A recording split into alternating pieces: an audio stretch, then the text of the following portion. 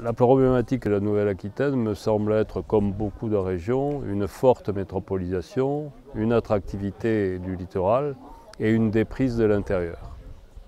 Et ça va nous poser des problèmes dans la possibilité de loger les salariés au plus proche de l'emploi. La question est bien celle du lien emploi-logement. Le slogan d'Action Logement, c'est favoriser le logement pour favoriser l'emploi. Mais si l'emploi continue à se développer que sur la métropole et sur le littoral, nous aurons de plus en plus de difficultés pour établir un logement accessible à proximité de l'emploi.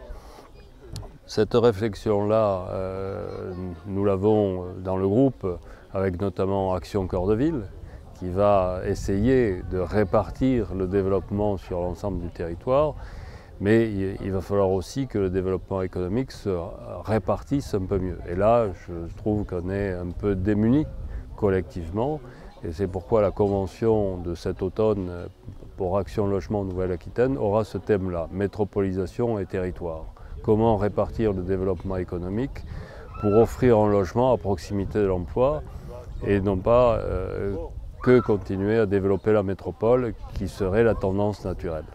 Le groupe Action Logement a comme priorité le logement des salariés, mais pas que.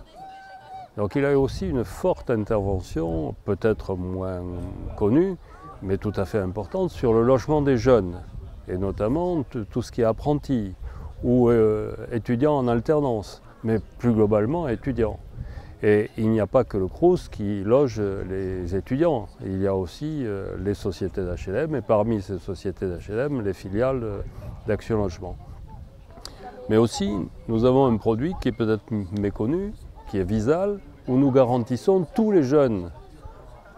Nous offrons une garantie logement, une garantie loyer, et à l'ensemble des jeunes de moins de 30 ans qui peuvent, sans frais, et qui peuvent le proposer à tous les propriétaires.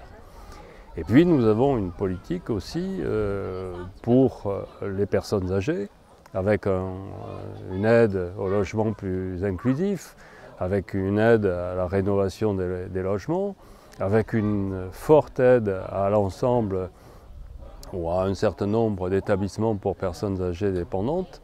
Donc il y a aussi une partie senior. Et il y a, au travers des filiales,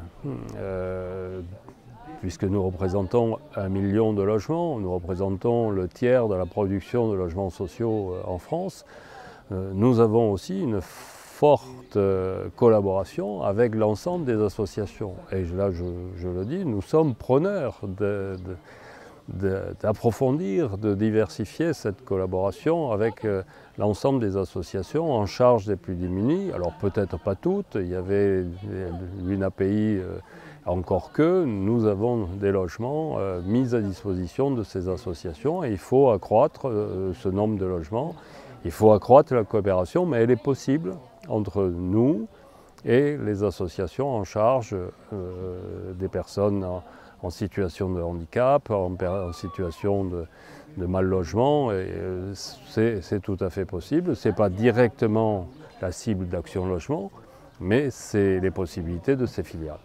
À quelques mois des élections, il ne faudrait pas que les élus freinent la production de logements, car il y a un vrai besoin de produire plus de logements sur les territoires et notamment sur les territoires les plus tendus. Il est donc absolument nécessaire que les élus fassent comprendre à la population et donc aux électeurs que tout le monde a besoin de logement et tout le monde a besoin de logement social. Et simultanément, tout le monde est favorable à économiser l'espace pour l'agriculture, pour les paysages. Mais si on doit économiser l'espace et s'il est nécessaire de produire plus, il faut donc que la population accepte un surcroît de densité. Et sinon, on n'arrivera pas à régler à la fois le fait que tout le monde a besoin d'un logement social pour les jeunes, pour les parents, pour la décohabitation, pour les divorces, ainsi de suite. Et ce logement doit être près de l'emploi ou près des commodités. Et si on est bien d'accord sur le fait qu'il faut économiser l'espace pour le futur, il faudra bien construire plus là où il est raisonnable de construire et ne pas construire là où il est déraisonnable de construire. Donc c'est un message, un souhait de pédagogie. Alors c'est facile à dire, et ils pourront, les élus, me rétorquer, présentez-vous. Bon, donc je sais la difficulté, mais je pense que nous n'en sortirons qu'avec, comme on vient de l'entendre tout à l'heure dans les entretiens de Bunus, d'Inchao Seta, avec un discours de vérité sur la nécessité de la densité et de l'utilisation raisonnable de l'espace.